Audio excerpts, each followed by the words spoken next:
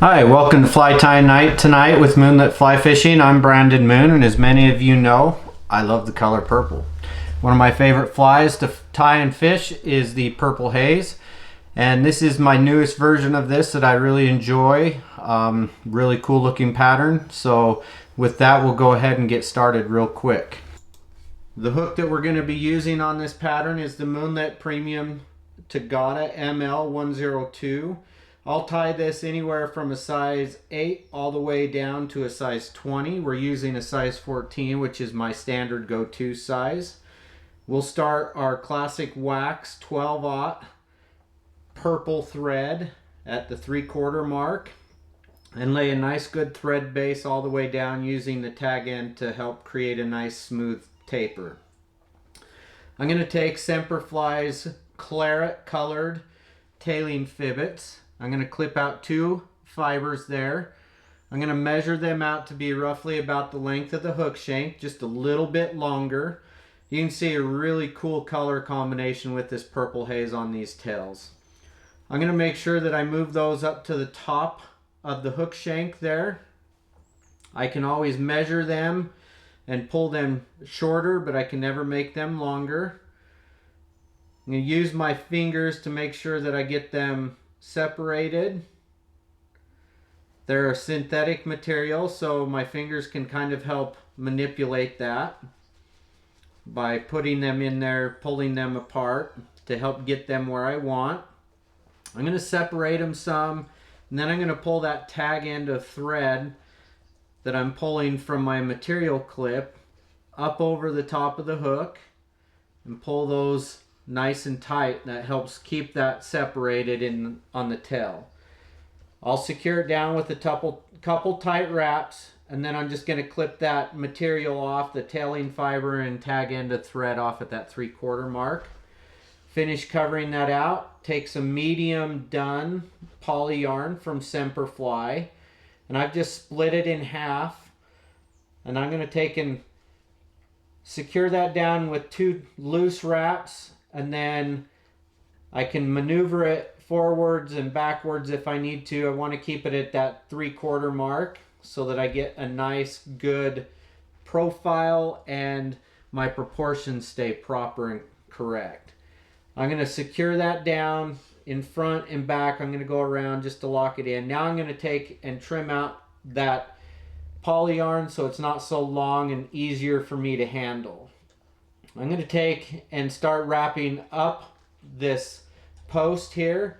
I don't want to pull too tight, because if I pull too tight, it's going to take and pull apart and come right off.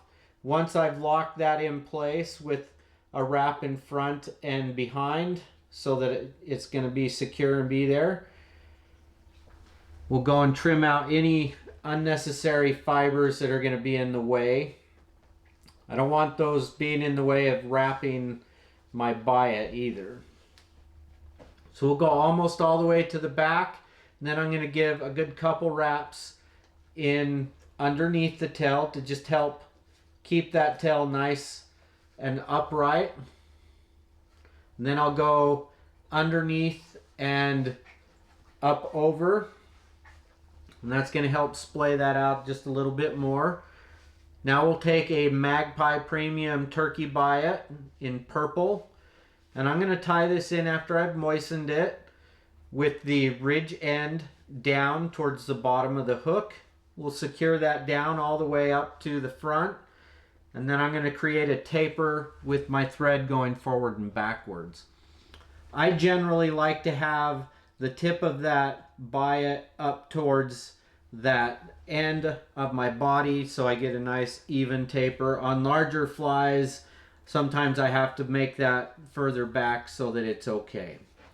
Now we're going to half hitch that up at the front so that we can use our rotary feature. Here I've misplaced my hackle pliers, so I'm just going to show you can do this with your fingers.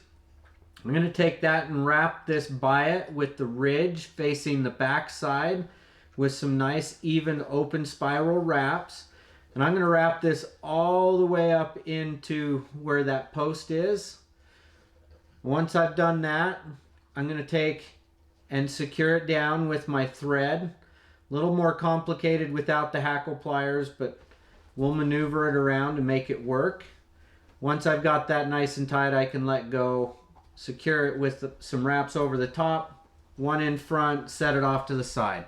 I always set my thread off on my bobbin rest so that I don't clip my thread when I'm trimming out my biot. We'll trim that out nice and even and as smooth as possible. Any remaining biot, we're just going to take and secure down with some thread wraps. Now I'm going to take some Dark Barred Ginger. You can see I've already prepped this. I want the shiny side facing me, and I've got the piece that when I wrap this, the shiny side goes down. You can see it kind of wrapped over and rotated on me, so I took it out. We'll do it again. Couple loose wraps over the top, pull that up and keep that so you can see I've got the dull side facing you, the shiny side facing me. When I wrap this, I've got that feather prep so that I have about a wrap, quarter wrap of dubbing or loose undone barb. I'm going to take the Moonlit purple dyed beaver dubbing. I've already pulled out the guard hairs on this. The guard hairs are nice if you're going to tie a nymph pattern, but we're tying a dry. I don't want the guard hairs in there. And I want to make sure I get a nice fine dubbing rope with this dubbing, and it's really fine dubbing. It goes on nice and easy. So I'm going to take and put that on my thread. Now I'm going to dub my thorax, going forwards and backwards in front, crossing back and forth till I get that dubbing gone.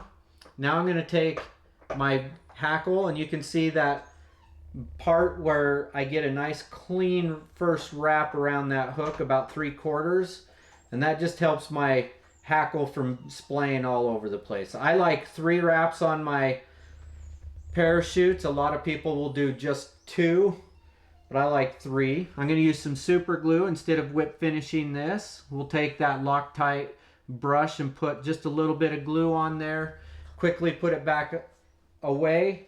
I'm going to go 1 wrap over the top, 1 wrap underneath that hackle barb, and then I'll get that nice and snug. Now I'll trim out my thread. I'm going to use my thread cutter on my whip finish tool, or you can use the razor blade. I just have to reach down and grab my razor blade here. It fell off my table. Shame on me. So I'll reach down and grab that. I like the razor blade for my hackle because I can trim it really nice and close and clean. Now we'll trim out the post on this and just trim all those fibers till they get the length you want, nice and clean. And there you have the Purple Haze dry fly pattern. Thank you for watching.